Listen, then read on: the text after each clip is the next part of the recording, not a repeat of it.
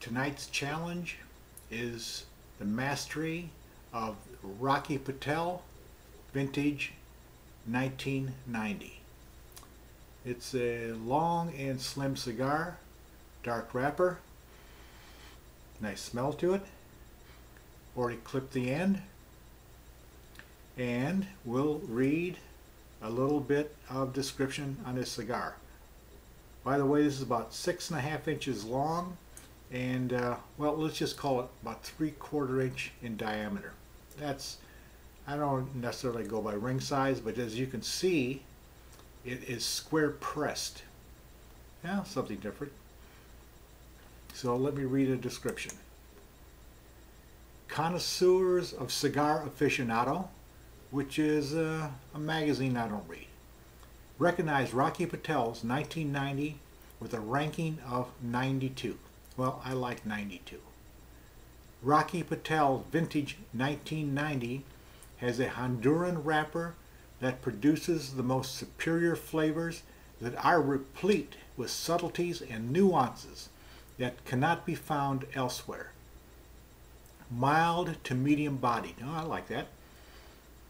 Rich, smooth, and complex with notes of creamy coffee flavors with nutty undertones and a hint of sweetness.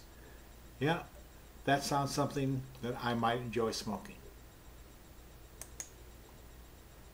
Well, I shall put the furnace on this and see how it starts up. Well, this Rocky Patel Vintage 1990 lit up fast in about 15 seconds. No having to draw hard, which I do appreciate, because sometimes it gets a little hot in the mouth just getting it started. Well, the taste is definitely like a little hints of coffee. Draw is real smooth for such a 6.5 inch long cigar. The smoke gets down there fast and billowy.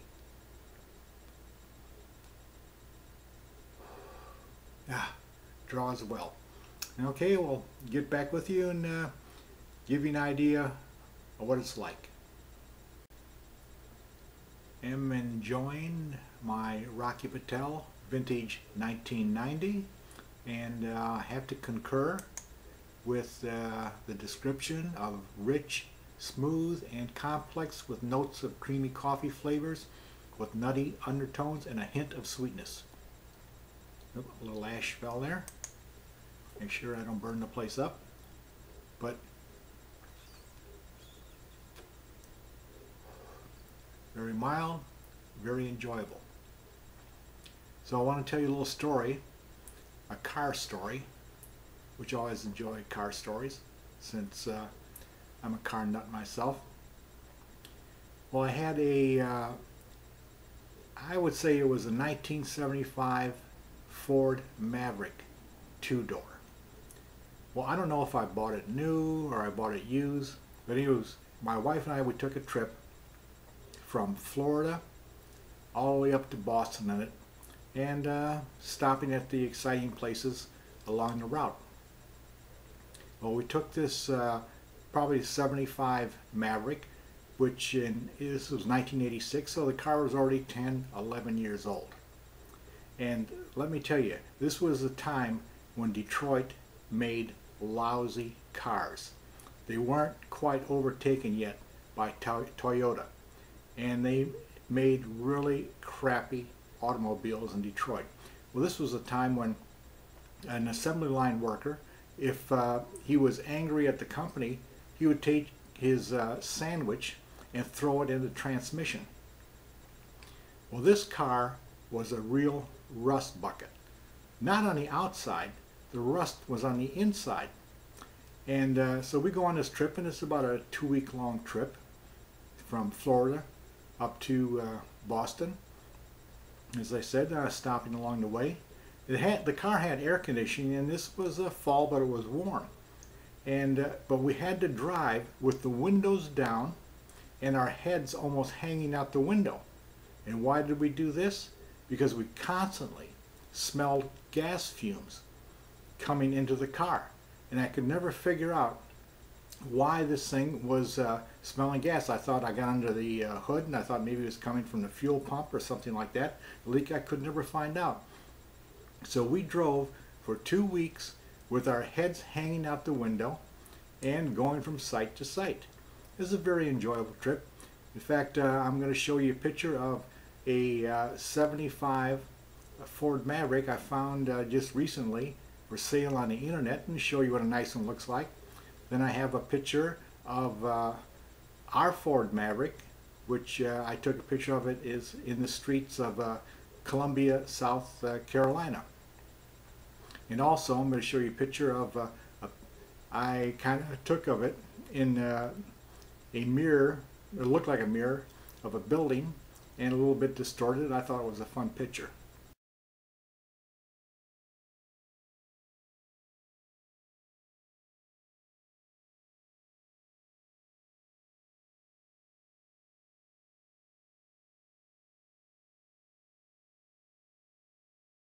Anyways, we got back from the trip and we just was sick of these gas fumes. We're lucky we didn't die in this car. So after about a year or so back home, I took out the floor mat in the trunk. They covered the trunk. And I discovered half the floor in the trunk was missing. It was rusted out. And then I took a look. The gas tank was, of course, right below the trunk.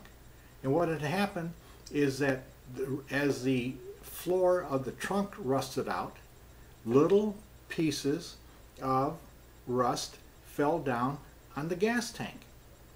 And then, of course, what happened, the rust would sit on the gas tank, and like the infection that rust is, it put pinholes in the gas tank. So I had about 15-20 little tiny pinholes in the gas tank. Well, this is where the fumes were coming up out of the car. So the gas tank was also rusted out in the brackets, and I was afraid that this gas tank was going to fall out on the highway.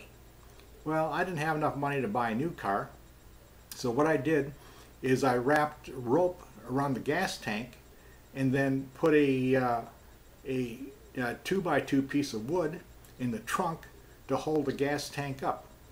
Well, finally I gave up on this car and I got rid of it. And what I did is I had a lawn man, and I said, hey, you need a car? He says, yeah. I says, this car right here I'm going to sell it to you if you want it. So, sure, I want it. What's the price? He says, it's $100. He says, oh, that's great. I said, I'll tell you what I'm going to do for you.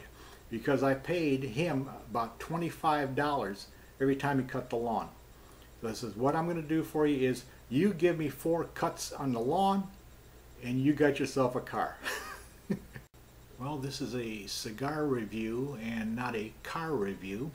So I want to finish up by saying the Rocky Patel Vintage 1990 is rated a 92, and I would definitely give it that. This is very enjoyable. 6.5-inch cigar, and I still got some to go. I highly recommend this, and I have to say I don't think I've had a Rocky Patel cigar yet that I didn't like. No, I think you'll like this one too.